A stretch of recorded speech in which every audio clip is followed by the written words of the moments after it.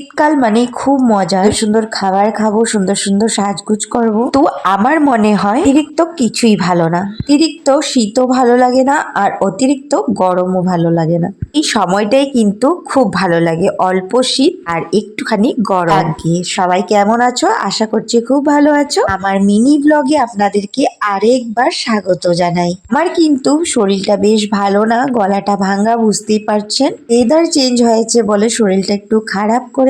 এসেছি আমি আমাদের পিসা মশাইয়ের ৪৫ দিনের বৈষ্ণব সেবা ছিল সেখানে। আমি এসে দেখছি ভোগ লাগানো হয়ে গেছে, বাইরে সবাই কীর্তন করছে। তোরে বেশ জায়গা ছিল না, সেই জন্যই বাইরেই করেছে কীর্তনটা। তারপর ভোগ সরিয়ে দিয়েছে, এবার আমরা সবাই প্রসাদ খেতে বসে আছি। বৈষ্ণব সেবায় কিন্তু অনেক লোকজন হয়েছে। বাড়িতে জায়গা না হওয়ার জন্য এই যে ঘর বানাচ্ছে পিসিদের, সবাইকে প্রসাদ দেওয়ার জন্য ব্যবস্থা করেছে।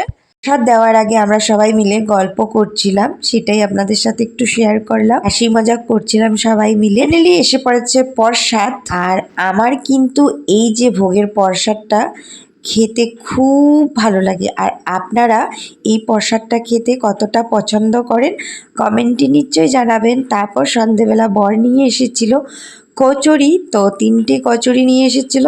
ঈশ্বর দাদাভাইকে একটা দিতে চলে গেছে, আর বাকি দুটো ছিল আমি আর আইরিশ মিলে খেয়ে নিয়েছি। আমার কিন্তু সারাটা দিন এইভাবেই কেটেছে।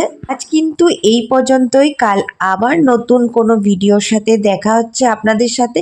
সবাই ভালো থাকুন, সুস্থ থাকুন, সবাই সাবধানে থাকুন। রাধে রাধে।